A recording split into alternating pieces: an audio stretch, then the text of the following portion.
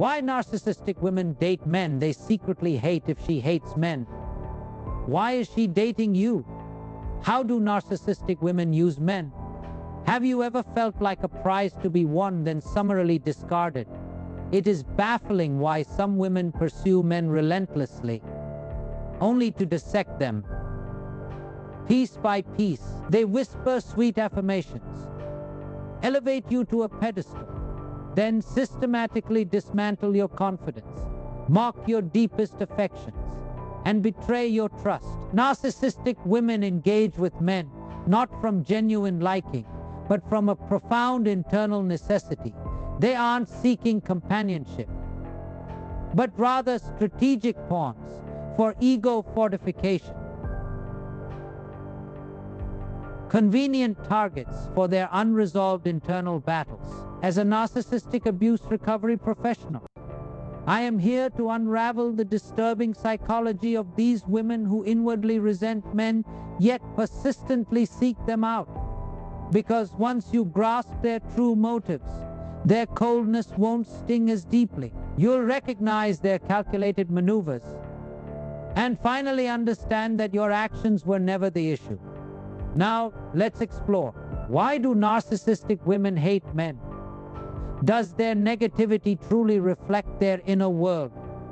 The roots of their animosity often stretch back to early life, distorting their perception of men from a tender age. Most narcissistic women who secretly despise men aren't born that way. They are forged, gradually shaped within homes, where a father's affection perhaps came tethered with conditions, wavered inconsistently, or was simply absent. Or perhaps he showered them with praise one day, only to verbally dismantle them the next. These women assimilated the treacherous lesson that a man's emotional engagement was precarious, unreliable, and utterly unpredictable. They quickly grasped that exposing their vulnerability to men could be exploited. Instead of cultivating healthy emotional connections, they erected formidable emotional fortresses. Defenses solidified into reflexes. Reflexes calcified into a profound, bitter animus. Deep within, they resent the profound longing they once held for their father's validation, that elusive acknowledgement from a male figure. They detest the recollection of their perceived frailty, their raw exposure, their helplessness, when their nascent emotions hinged upon a man who then weaponized their needs.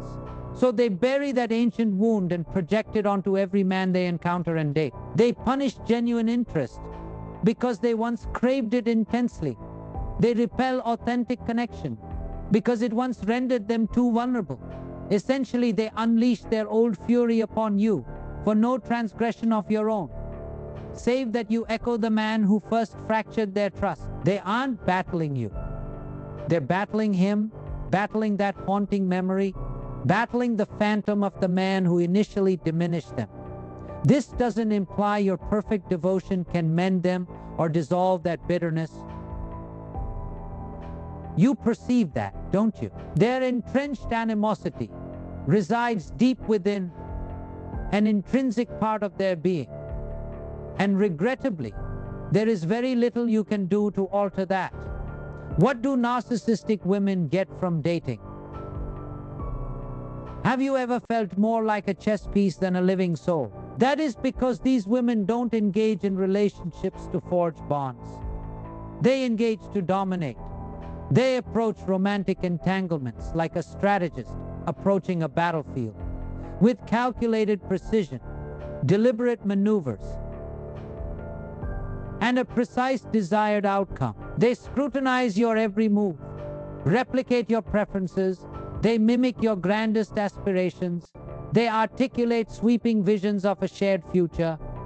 But authentic warmth, genuine care, true affection is never genuinely on the table. It's about ensnaring someone they can orchestrate, manipulate, and later discard without a flicker of emotion. You aren't a partner to them. You're a designated role, a convenient instrument, a source of supply, an abstract concept, something fundamentally ephemeral that won't endure. The more you invest emotionally, the more assets you possess, or the more transparent you are with your sentiments, the more they desire to undermine you. Why? Because in their distorted worldview, your diminishment fuels their perceived grandeur. And this sense of superiority, this conviction of being paramount, is the sole form of contentment they genuinely pursue.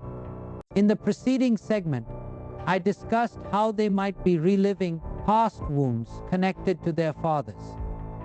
But that's merely one perspective. This ingrained animosity towards men could be a learned pattern, like a subtle contagion passed silently through generations from their mother or grandmother. You've likely witnessed that within certain families, haven't you? How do narcissistic women show disrespect to men? Ever feel like you're confronting an entire theatrical production, not just an individual? It is because they may inhabit diverse realities, but they frequently adhere to an identical, unsettling script. I label it having a familial resonance. These women don't merely adopt your mannerisms. They also embody the dispositions of a dominant woman within their lineage, such as a mother or an influential female figure who modeled this behavior, who perhaps treated men precisely as her own mother treated them. She would articulate the same pronouncements, engage in the same archetypal disputes, adhere to the same unspoken conventions, because she internalized that distinct method of interacting with men. Now, the truly perplexing element is most of these women won't overtly declare, "I simply cannot tolerate men." They are rarely that blunt. Instead, their aversion to men, their silent scorn, their buried fury manifests through veiled, socially acceptable forms of discourse. They'll utter phrases like, "Men are just so rudimentary, so devoid of depth. Oh, all my past partners feared commitment. You grasp the pattern. Modern dating has corrupted men. This narrative is pervasive. I just appreciate men who are not afraid to express their sentiments," implying men who are easily managed. They might extol men who are gentle or perceptive, subtly suggesting they are pliant, while quietly disparaging men who exhibit self-assurance or independent thought. They feign admiration. They project support.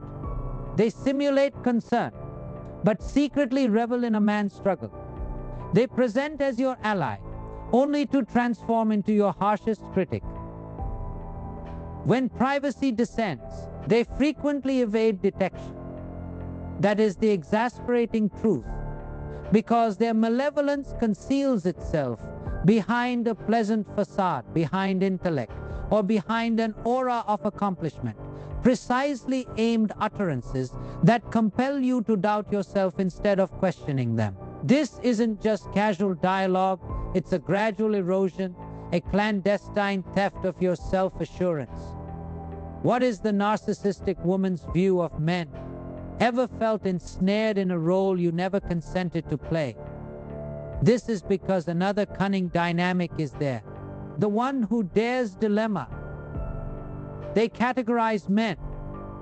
I believe this is one of the most insidious ploys of women who secretly disdain men. They compartmentalize all men into one of two archetypes. Archetype 1, the dependable, steadfast perhaps, unexciting, the soft-hearted one, someone they might find utilitarian, but can never genuinely feel a spark for. Archetype 2, the thrilling, unpredictable, often unavailable, rebel spirit, someone they might pursue for the drama, but never truly respect for a genuine, enduring connection. And no matter your efforts, you will inevitably be relegated to the undesirable category or shifted to the other. Initially, you might be lauded as the reliable anchor, the stable foundation, the man they can lean upon. But the instant you reveal your own aspirations, assert independence, or voice an opinion that disrupts their sense of command. You're swiftly reclassified into the mundane or too demanding group. This mental partitioning allows them to continue dating men while reinforcing their internal conviction that men are fundamentally simplistic, easily deciphered, or valuable solely for what they provide and a fleeting diversion. How do narcissistic women react to male success? Do you detect a subtle undercurrent of rivalry? A silent game you never agreed to join? It's because they abhor what they cannot fully command, and what they cannot command, they endeavor to diminish.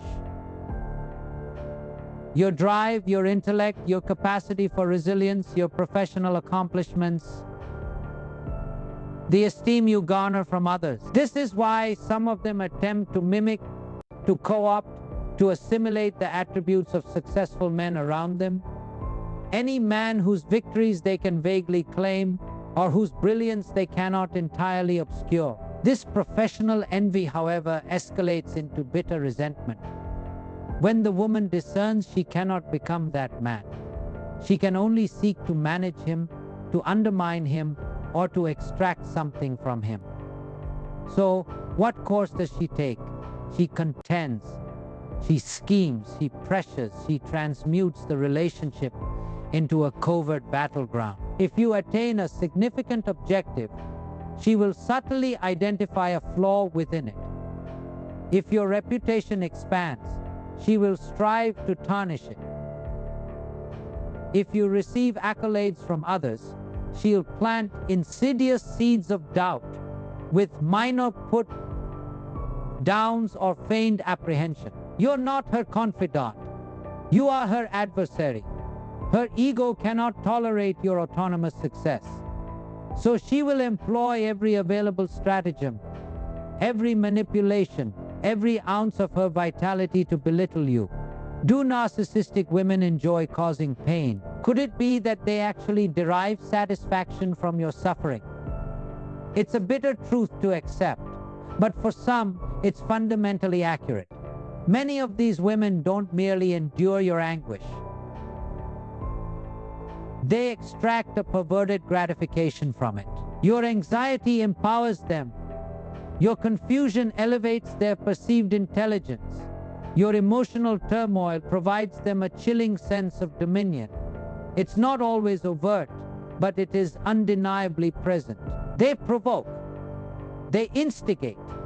They exploit your vulnerabilities, then withdraw support, deliberately agitate you, then feign utter astonishment when you finally erupt.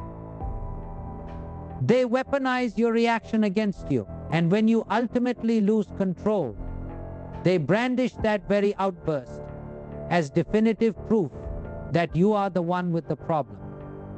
All of this constitutes a form of clandestine emotional torment, and it is entirely predicated on the same unspoken conviction. I must prevail. I must be the one dictating terms. This type of woman does not desire to cherish a man. She desires to subjugate him. That's why your benevolence was never sufficient. That's why your fidelity did not secure your tranquility. That's why every instance you attempted to reason with her, she distorted your words into instruments against you. To her, affection is nothing more than acquiescence, agreement, and capitulation. Why do narcissistic women return after breaking up? So all this naturally prompts the question, doesn't it? Why do they keep re-emerging? After abandoning you, then even after quietly undermining you, secretly working against you, emotionally distancing themselves. These women resurface. Why? Because deep down, they understand no one else will tolerate them. Their elaborate games, their machinations, the way you did. No one else will extend compassion through their drama, offer understanding, or forgive their unforgivable acts. They return not because they have transformed or desire change, but because they still believe they can triumph, they can control, they can acquire what they seek. And if you permit their return, the cycle reignites, only escalating. Because now they comprehend your boundaries, your tender spots, your most profound anxieties. And now their malevolence possesses a new, twisted justification. He permitted me to do it again. He must be weak. They do not return for devotion. They return for dominion. Now, how to heal from a narcissistic woman? Have you reached your breaking point? If you've been through something like this, you absolutely must heal. You must reclaim your truth. You need to restore your energy, because healing necessitates uncovering reality, not endeavoring to mend them. Being entangled with a woman of this character compels you to spend months, years, questioning your own culpability. You committed no error. You exerted greater effort. You yielded, became smaller, quieter, more compliant, but none of it proved effective because she didn't desire you. She desired control. Healing commences when you cease attempting to fix someone who was never broken in the manner you imagined. When you recognize that her animosity towards men was never a burden for you to bear. You did not instigate her hatred of men. She arrived with it. And the longer you remain, the more you begin to resent yourself. If you're looking for ongoing support and a community that truly understands, join our channel for related narcissistic content here. You'll find the push you need and a supportive community ready to walk with you. Share your story in the comments, and we might even include it in our next video. You can press the join button to become part of our community, or press the thanks button if you could relate to what you heard today. And if you're truly ready to move on and take that crucial step toward healing, don't wait. Call a counselor near you to get started on your healing journey. Or reach out to me directly for personalized guidance. And remember, you can. Just start today.